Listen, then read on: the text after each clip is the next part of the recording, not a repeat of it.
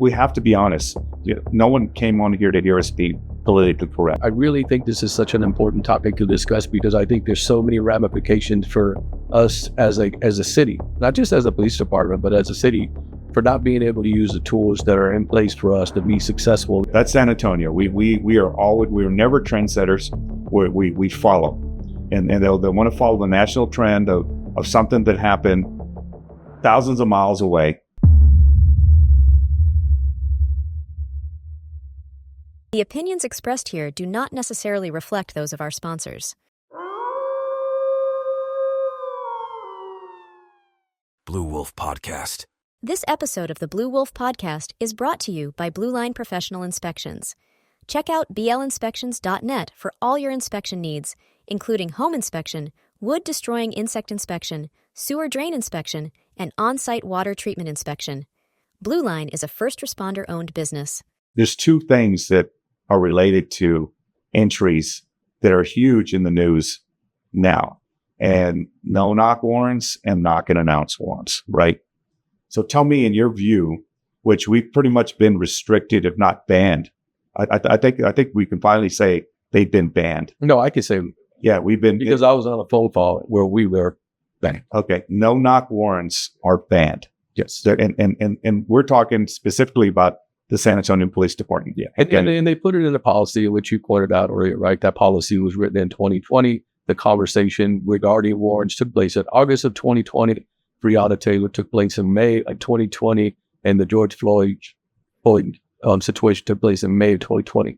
Top of that, COVID was going on, and the whole world didn't know what was going on. Yeah. So that was a tumultuous year for everyone. Yeah. But there was a lot of noise coming out of every city on matter of fact, not just every city in the United States. I think there was worldwide noise coming about police action, especially in regards to warrants. And we had a particular council person here for District 2 that had issued some sort of declaration or whatever they call it in order to ban a search warrant. And it was a matter of discussion. Do you think that was just joining the Joneses? Oh, yeah. I was just jumping on the bandwagon. Jumping on the bandwagon. And that's San Antonio.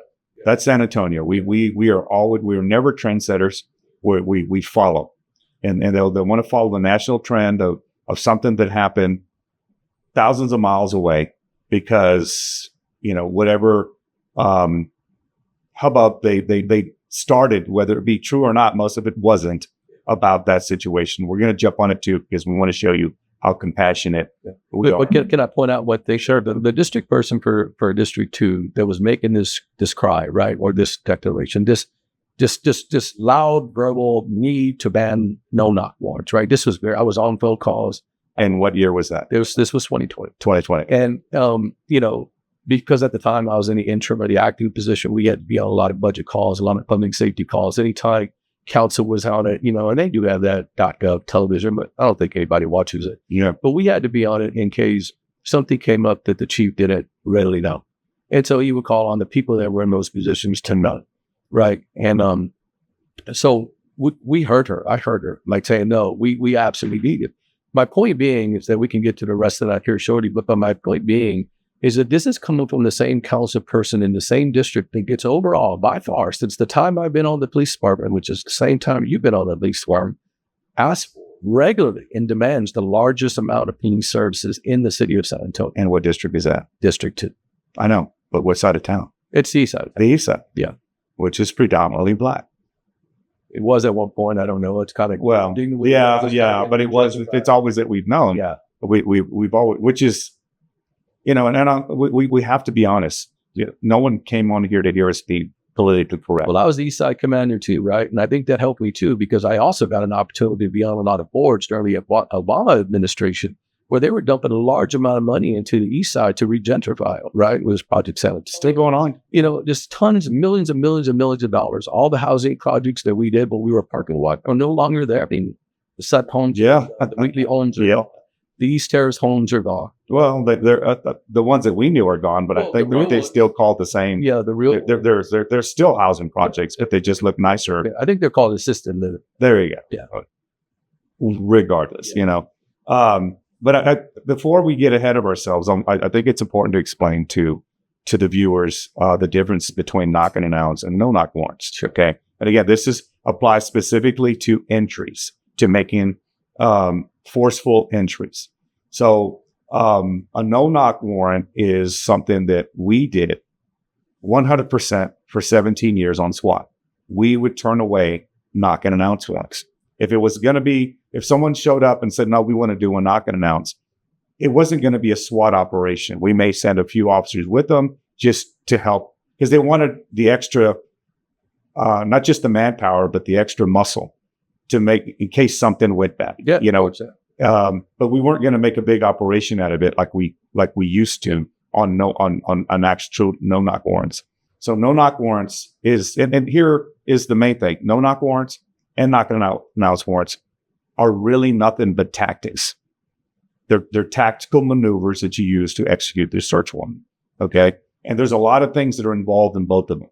So, in a no knock warrant, it means that we get together as a group, say on SWAT, and because of how we know our job, we assign specific people.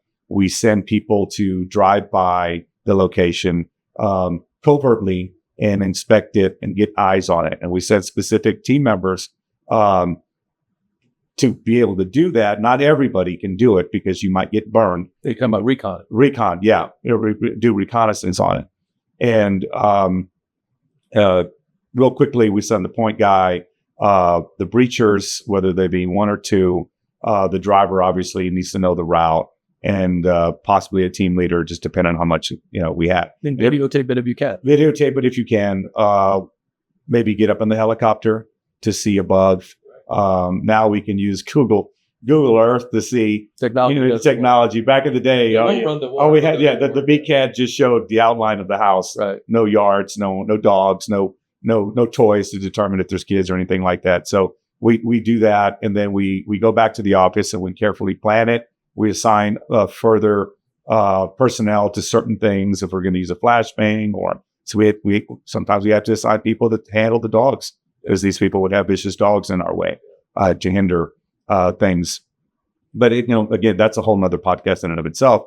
And then we would drive up stealthily and try to use different times of the day to as a tactic as well to make sure that these people were totally caught off guard.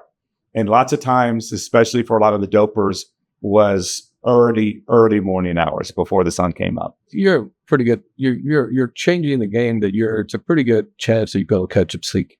Right. Because they're up. Yeah. And we're trying to use that as the element of surprise, number one. And obviously that they're not prepared to offer resistance where we might have to injure them or kill them, but you had to. Or one of us get in. Or, yeah, 100%. That's absolutely. Well, and I'm going to say this, it was mainly for us, but obviously we wanted to make sure that they did. Yeah, their safety. Their safety comes into play.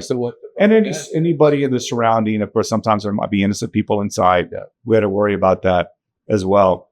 But, and then we would, so what I was getting at too, along with that is we'll have to damage things. We'll have to break windows, cut gates before that, pull burglar bars. Sometimes we've used rams like that from a vehicle and actually pull the burglar bars. Oh, those New York locks. Yeah. The New York locks, a lot of them, you didn't enter through that. You entered through a window. Right. And I tell people, there were sometimes New York locks on places we would have had, it'd have been quicker just to cut a hole in the side of the house. Yeah, because, and just to that point, and I know we're not getting off topic, it's the topic, but it's just a good example of how we were breaching a place that had a metal door one time. We had to switch rams 3 different times. We were so exhausted, we couldn't get in the door. Yep. And it was an apartment. I've been there. Floor, so there was no other way in. Yep. So finally, we were able to breach it, and we actually got some good because the guy was so stupid. Yeah, we've had that too. I mean, so to your point, if you could find the alternate point of entry, then you're always going to take it. Yeah, we've had that too, and I would at the end of my career, we were successful probably 98% of the time. I would say doing those things, throwing flashbang. There's a lot of working parts, and obviously you had to be well trained to do it. Absolutely. Yeah, and really out of. Again, I can't put a number to it. We had one shooting, and which is pretty good, and then this guy definitely pointed a gun at somebody and all that. So moving on to knock and announce warrants. A knock and announce warrant is when you approach, and we try to approach stealthily as well, get up to the location. Obviously, we do as much planning as we can, get a look from the outside, see which side is the best to approach from, and to get up there quietly. And we approach the door, and it's not necessarily, it can be, it usually is a knock, but sometimes, I always said just grab a beanbag and shoot it from however far we can. It's boom. And then, start announcing police so they know that we're coming. And then, what they say is offer them a reasonable amount of time. Well, here we're getting into the totally nationwide, the discussion of what is a reasonable amount of time. It's still being discussed. So I told you, right, that because, obviously we talked a little bit before we came here. Right? Yeah.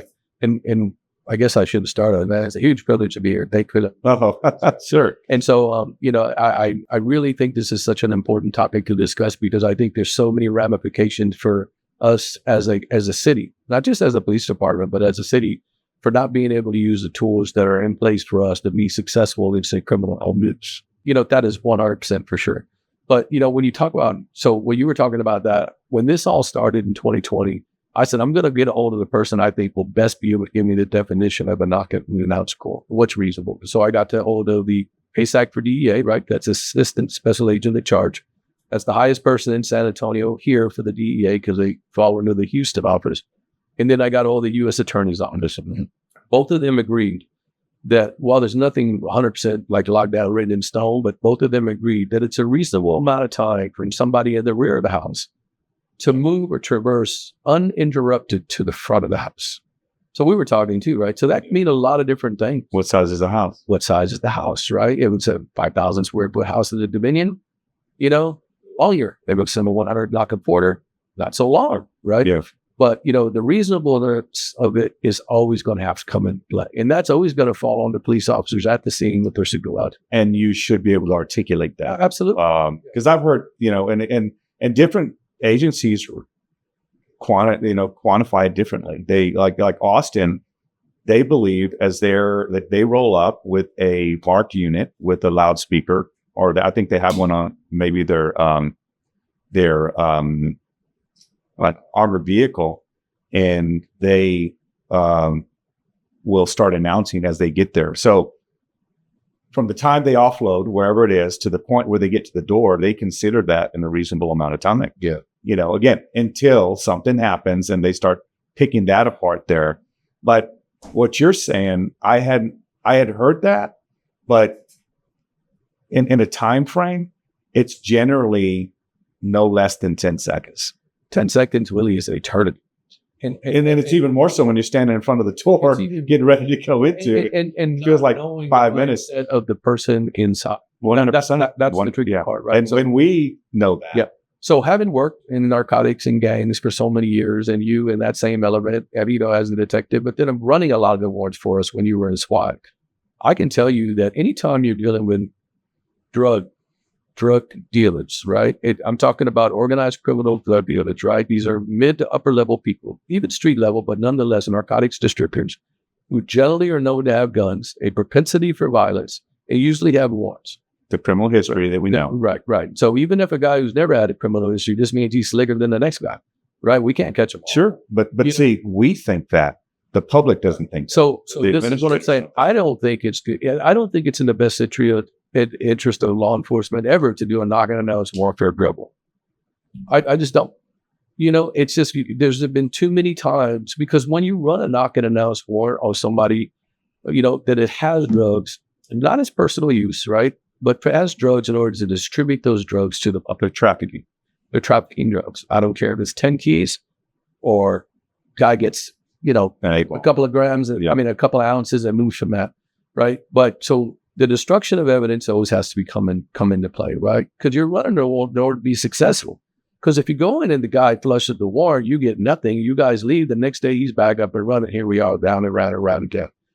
But most important is the safety of the officers and the safety of the occupants. But I can tell you, we ran warrants, no-knock warrants for grabs. Just a few. Yeah. So, no, because they were those. We have that detective that needed a number, You know what I mean? And it was flipping a coin, hoping that they had more than what he thought. Right. So those are trap houses, right? So those are what I call quality of life houses, right? So you get a lot of those. The chief of police gets a lot of these phone calls, right? He kicks them over to safe, and then they troubleshoot and call. So if you and your family live in a house, I and my family live in a house, and we're there, and regardless of where that house is, the house that's across the street from us or over, now is a trap house. It's a drug house. You see traffic coming all day, all night, every time. For the time they get up to the, after a while, you're like, hey, why aren't the cops doing anything about it? Right? It's a nuisance, right? It's like a quality of life issue, right? Yep. For a while, quality of life was a big thing for the chief of police, remember? It was a big thing. Yeah. It's not anymore. Yeah. And so, everybody had to handle these open air drug markets, trap houses, guys selling on the corners, prostitution, vagrant, solicitation. These were all out of his mouth for us to be to make a priority, right? But it's not a priority anymore. So, but when you do it with these trap houses, when you do it with drugs, anytime that you give the occupant notice that we're there and we're coming in to serve a police action, either to take his drugs, take his money, arrest him on warrants, and he has weapons, you always put the police at a disadvantage. I firmly believe that. You always put the police at a disadvantage. Sure. And to your earlier point, when you're running a no-knock warrant, it's not willy-nilly. We just get 5 guys in there what they were doing to go up there kicking a door like on TV. First of all, we never kick in doors. We use rams, and we have people that are breaching and people that are covering the windows or people that are covering down. And it's very efficient, right? Super efficient, super fast. It could be trained. It should be. Right. It should. Yeah. I've seen entries made horribly. Right. And not with a ram. I mean, the rope back in the day used to use sledgehammers, and that was, they wouldn't even use them and swing them. They would bump the door. That's part of the evolution of policing, right? I mean, we were talking earlier about balls warrants, right? And that's just an informal name. Don't Google it because it's not there. But at the end of the day, a balls warrant means that you took the chance. Yeah. Yeah. You're right. Yeah. Let it hang, right? Yeah. But at the end of the day, and I'll just reiterate that, it was never a proper way of doing anything, because what it does erodes the validity of your professional police department is still, right? At the end of the day, you should be seen as a professional police department. And while you are fallible, right? We can all be fallible. But at the end of the day, we're always working not to be. When you start cutting corners like that, it doesn't do anyone any good. Even if you get the drugs and put away the bad guy, what you did is you violated a little bit of that integrity, right? That trust, right? Yeah. And so those are the things I'm talking about. But when you talk about warrants, when we talk about warrants, I really do believe that you have to put what you're doing into the proper frame about how it's going to affect, because we haven't had officers shout out knocking announcements. One is we're really not doing it. We're doing knock and talks. Yeah. And so knock and talks means there is and I'm glad you mentioned that. Yeah. Yes. Knock and talks are totally different from knock and announce. Right. Because So we don't knock and talks all the time. Right. So you're talking your way in. Yeah. Trying to get someone to come to the door. You're saying, hey, I just want to come in. We got information that you like. And correct me if I'm wrong. You can say this now. I mean, lots of times that yielded some, because these people, you were able to persuade these people that, hey, we're investigating, you were about to, and they would offer up the drugs. Yeah. Like, yeah, here you go. 100%. You want it, and obviously it depends on what you talk to them and all. And it also depends on the individual inside the house, right? I mean, at the end of the day, they sometimes they don't know that they're like, no, you can't come in here, or you're just so charming, or you're just able to come in there and just talk it at such a reasonable level that it just makes sense to them. You're not talking down to them. You're not talking up to them. I will say this, that was before body cameras. Okay. Now with body cameras, you're going to hear the conversation. Yeah. Which is all part of the evidence if it ever, it goes to litigation and all that.